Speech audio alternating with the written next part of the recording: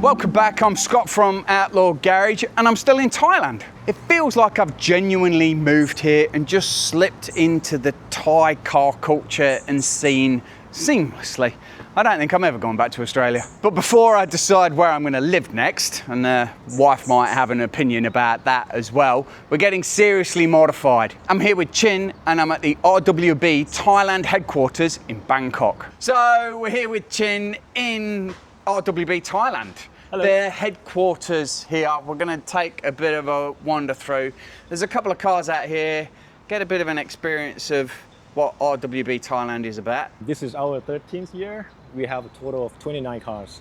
29? Here. 29 in Thailand. Yep. Wow. And you've said that you've only got two 997s.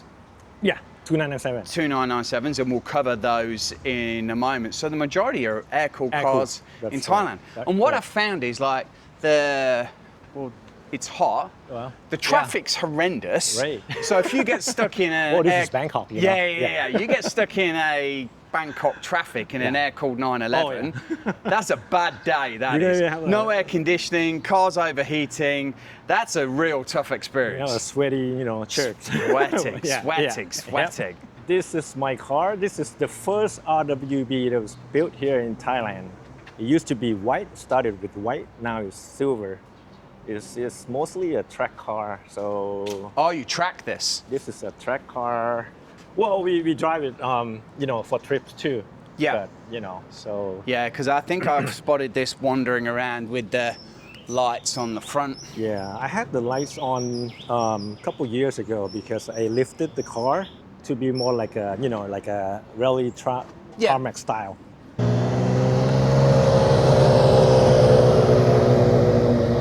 But now it's back to the original height. Still keep the lights on. What first introduced you to RWB and picking a 993 and going through the transformation? Just started with the love of a Widebody. Yeah. And then I was thinking about, getting some kind of body kit to put it on my car. Yeah.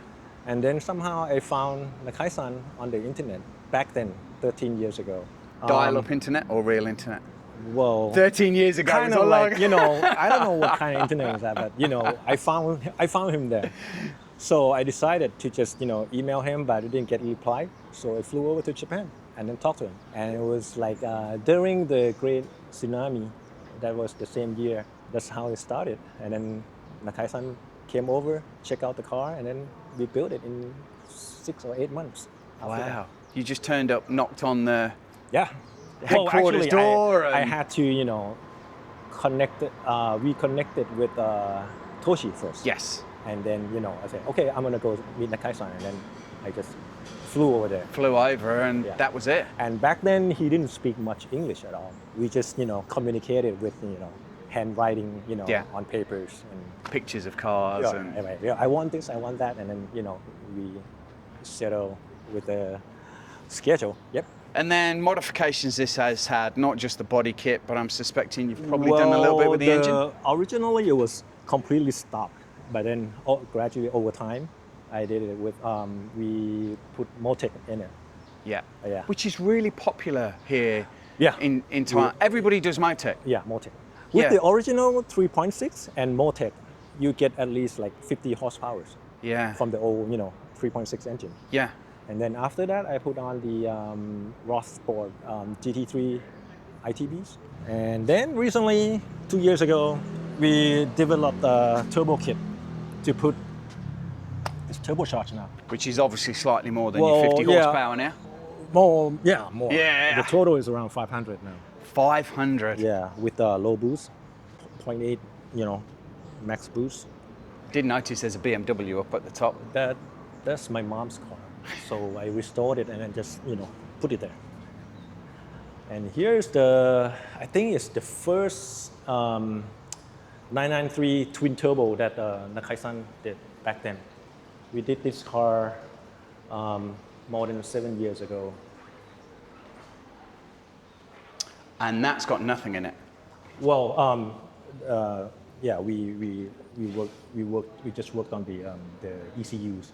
It was built and it was never been driven. Just keep it as as is. No And stones. it has, no scratches, No scratches. no stone chips. No. This is perfect. There is no rash. Normally I get a lot of rash down here on mine right. and the rear wheels, but they are absolutely perfect. That is a particularly good place to get a lot of rashes, and I should probably PPF mine at some point so that that's a little bit better. And there's not much to really see in it, because that's, in Australia, that would be a barbecue tray. We'd be having shrimp and steak on that. And we'll wander through to the business area of the shop. Here's a garage that Nakai-San comes, and then he works on cars here. An amazing spot for him to turn up to and then work on cars. 997 RWB. This is the first one. The first. 997. We did it ourselves. Didn't wait for Nakai-San. He came over to build the second one. Okay. Yeah. So this is what we, had to do it ourselves.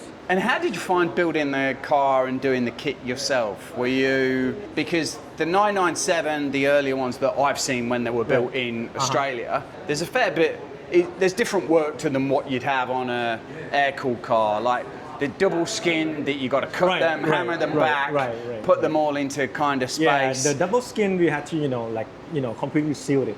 Yes. With the, welding and there's just a bit more work on a 997, isn't there? Well, it took us almost 2 months. Nakai-San did it in 2 days. Yeah. So we had to figure out how to align it, install everything properly, and it was a bit hard. Yeah. Because I've got to say, I've seen a friend's 997 Carrera S built recently. It was in a sepia brown. Okay. Custom slightly colour. But Nakai, from the first RWB 997 that I saw get built to him building that one, which is a couple of years later, Nakai's a lot smoother on the build. And the 2 days it was a relatively comfortable 2 days. There wasn't too much rushing with it. But 2 months, that's a harder job.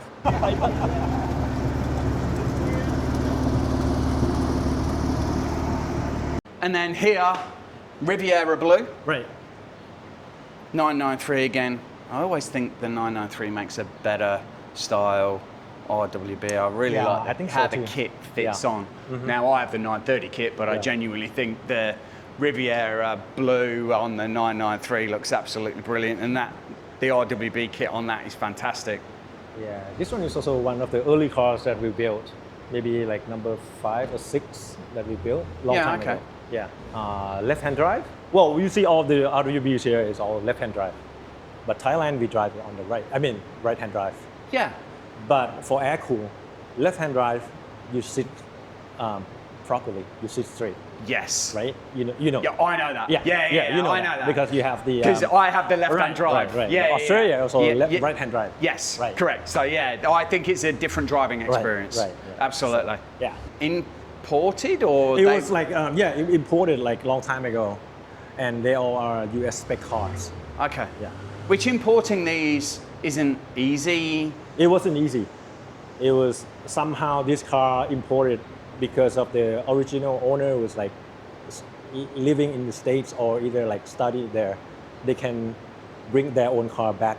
Okay. So like in Australia we'd have it as a personal import. Right, something like that. Yeah. Back okay. then. Yeah. Yeah, because I've heard the stories of people trying to import cars. Taxes are horrendous here. Right. And there's the RWB 13 decal on the side, celebrating 13 years of RWB here. Very cool.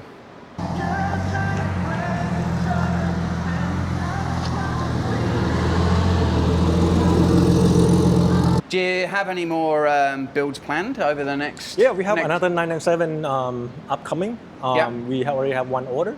Okay. Have to wait for Nakai, Maybe next year sometime. Maybe, hopefully. Well, his waiting time now is around 2 years. That's what he said.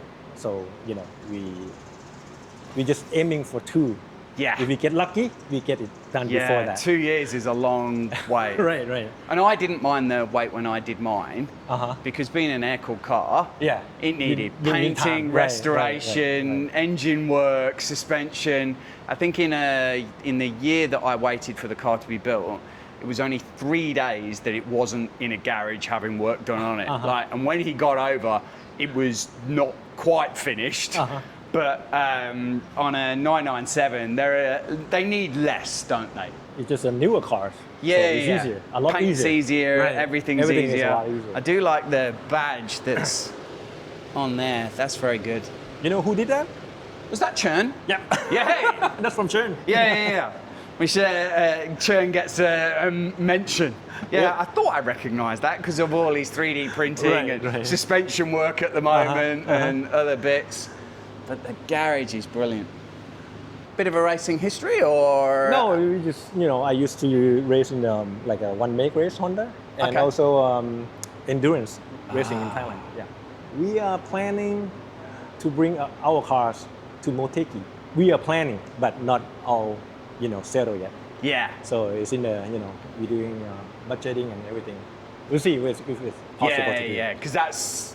Are you thinking about doing it in July? In July. So that's got to be some planning then, because it's December it's now. July comes around pretty quick. It's a long way, but you have to do a lot of Yeah. logistics and a lot of planning in Japan too. It shouldn't be that hard because our friends they already did a trip from Bangkok to Stuttgart. You know about the trip. Yeah. Yeah, so logistic with the. Like if you can do that. Yeah, if they can do that, you can get to Japan. Yeah, to Japan. Yeah. So we'll see you in Japan. Right. Hopefully. Yeah. I was just taking a look on the inside. Black, Riviera blue, black. And of course, I'm going to be doing a similar style on my RWB, but with white, Miami blue, white. Stay tuned for that, because that is happening-ish soon. Nakai's signature over there.